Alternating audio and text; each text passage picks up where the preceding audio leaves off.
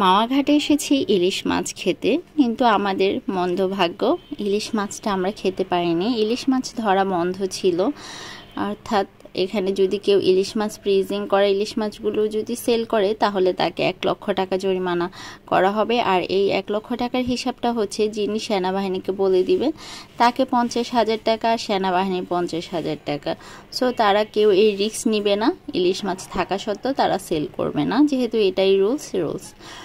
So আমাদের কিছু আর করার ছিল না, আমরা রূপচাঁদা মাছ নিয়েছি খাওয়ার জন্য, প্লাস বেগুন ভাজি।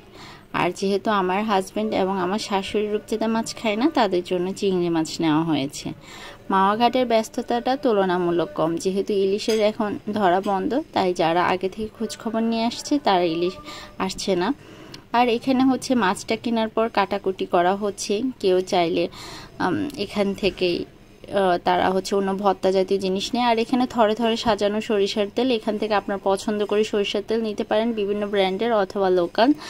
সেই সরিষার তেলটা দিয়ে আপনাকে ভেজে দিবে, এটাই নাকি এখানকার নিয়ম। সব দোকানে আপনার পছন্দ অনুযায়ী তেল দিবে। আর মশলাটা তাদের নিজস্ব তৈরি করা, তারা কি মশলা দেয় মিক্স করার জন্য সেটা বলে না। আর আমার মতে এখানে বেসিক কিছু ইনগ্রেডিয়েন্টই তো থাকবে, হলুদ, মরিচ, জিরা, হয়তো বা কোনো আদা বা রসুনের গুঁড়ি থাকতে পারে বা অন্য কিছু দিতে পারে। সেটাকে তারা 1 চামচ দিয়ে দেন এটাকে মিক্সড করে দেওয়া হয়। এখানে সে সিক্রেটটা তারা বলে না, এটা নাকি তাদের সিক্রেট। সো কেউ যদি না বলতে চায় তাহলে তো জোর করে তাকে বলানো যায় না।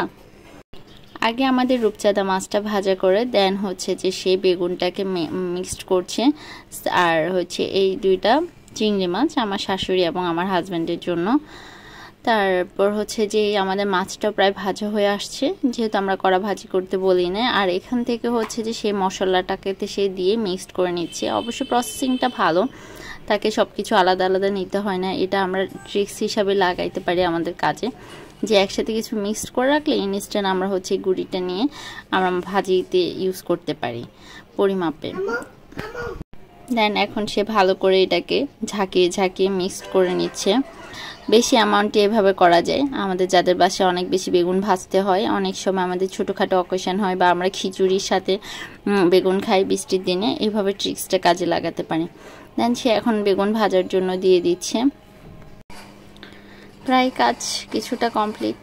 এখন সে সব কিছু ভাজি করে দেন সার্ভ করবে। এখানে অন্য আরেকজন কাঁকড়া নিয়েছে আর সেটাকে কেটে কুটে দিচ্ছে, প্রসেসিং করছে। প্রত্যেকটা ডিভিশন গার্মেন্টস সেক্টরের মতো আলাদা আলাদা, কেউ কাটবে, কেউ ধুবে এবং কেউ রান্না করবে, কেউ সার্ভ করবে, কেউ ভর্তা বানাবে, কেউ ভাত দিবে।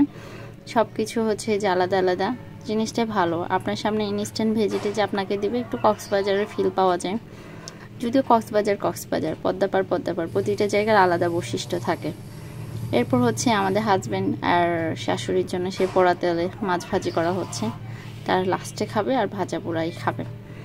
যাই হোক, এখন এখানে ভর্তা সেকশন, সেখানে ভর্তাটা রেডি করছে। বিভিন্ন প্রকার মাছের ভর্তা, শুকনো মরিচ, সে হামানদিস্তার মধ্যে ভর্তাটা তৈরি করা হয়। খেতে কিন্তু টেস্ট অসাধারণ ছিল ভর্তার। ভেটকি মাছ, তারপর যে কোরাল মাছ, আরও কি জানি মাছের কথা বলেছিল, সেই মাছের ভর্তাগুলো ছিল। ইলিশ ছাড়া মাওয়া ঘাটটা কেমন জানি অসম্পূর্ণ মনে হচ্ছে। যাক, কিসমতে যা ছিল তা খেয়ে চলে আসলাম। আল্লাহ হাফেজ।